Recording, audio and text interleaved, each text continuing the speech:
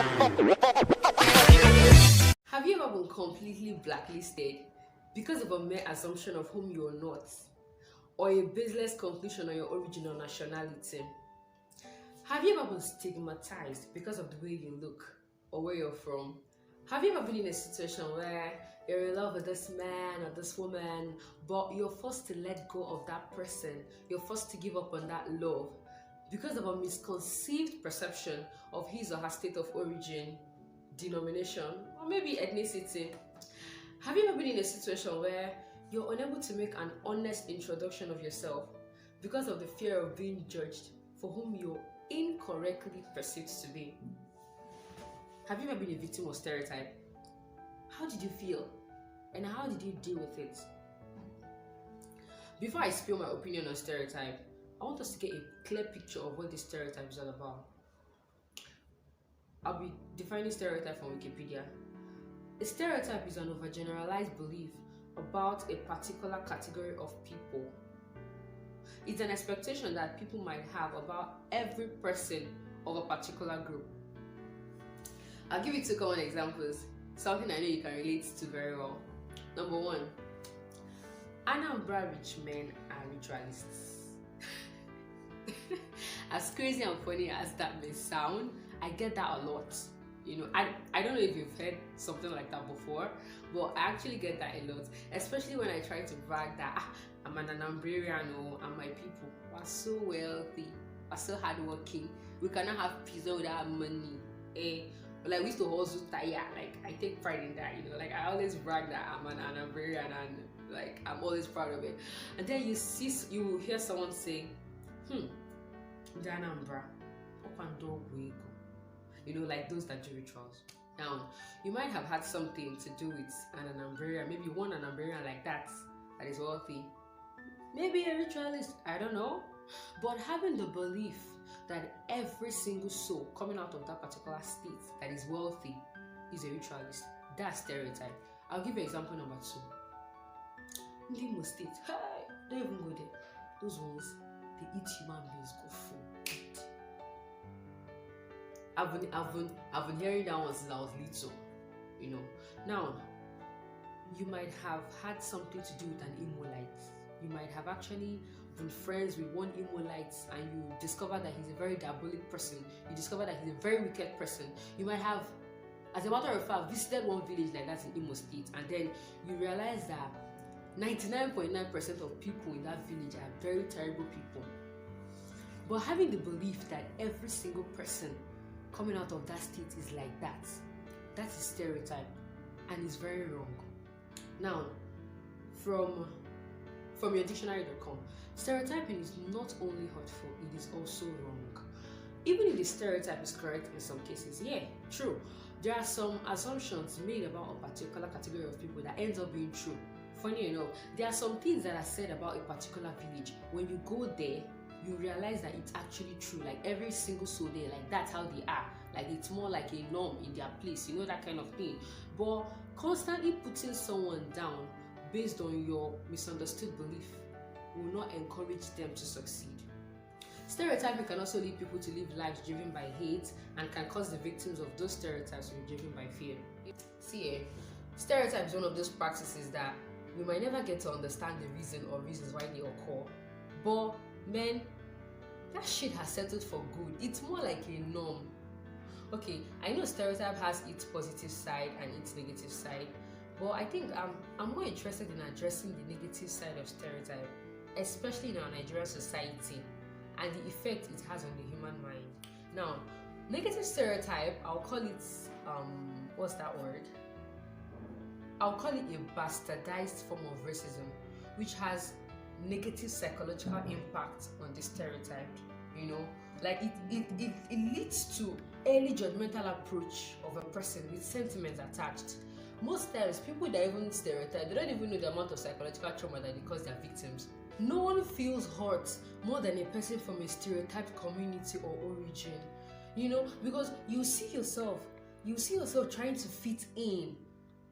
Like you see yourself trying to fit in places that are treated indifferent, like no one even cares about you. Like, but you're fighting so hard to be someone else, to be better appreciated. Like you're not being you. You see yourself trying so hard to make people love you.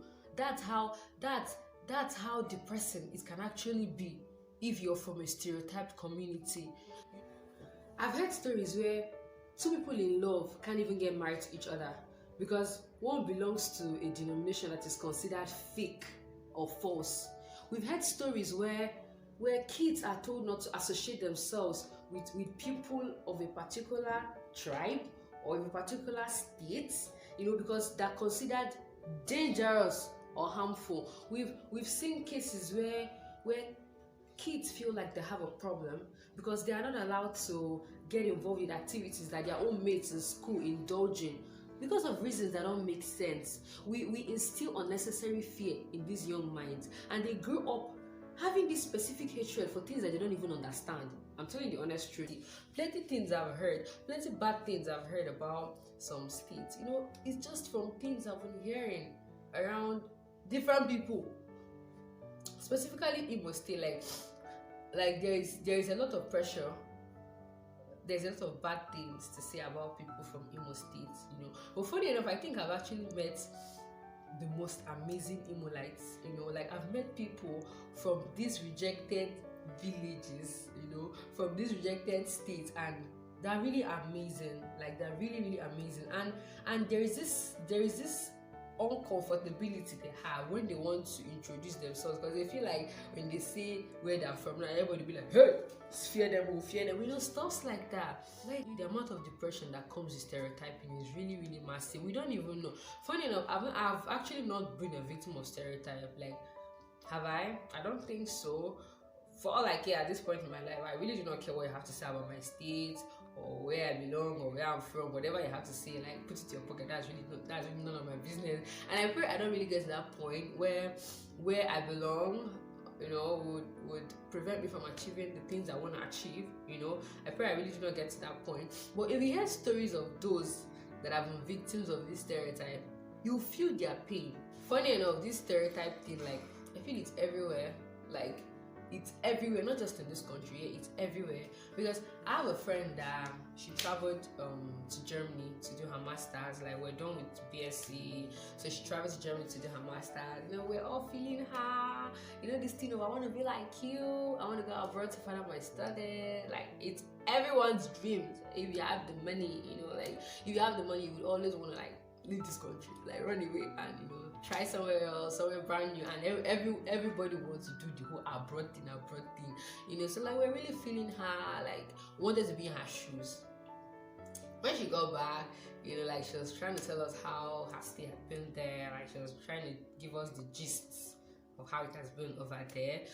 Like she told us a lot of things. Like we had lots of stuff from her, how she was being treated. Like she was treated like a piece of trash, until she became a little bit comfortable. She had like few white friends and all, like they said a lot of things to her because of plenty things they've heard about blacks, especially those from Nigeria. Like she said when she got in, like what she expected was not what she saw. She was really happy leaving Nigeria and then going abroad to do her masters. But when she got there, like her 2 weeks there was terrible. She wanted to call her family members that she's so not doing it anymore, like she's done here, like she wanted to come back. That's how depressing it can be. Like imagine how she had to cope every single day. Like you're in a class, you're the only black person, and you're considered dangerous or harmful. When you actually hear stories from people that have been victims of this stereotype, it's really, really wrong. You see someone telling you how the family of the person that he's interested in marrying or she's interested in marrying don't like her because it has been said that in their village or in their states one thing like that happens. That is just the reason. Funny enough, the person saying that might not even have witnessed anything, but the person might have heard from somebody that might have heard from another person that might have heard, and the cycle keeps going, and it doesn't even make sense. Like sometimes it really doesn't make sense, I tell you.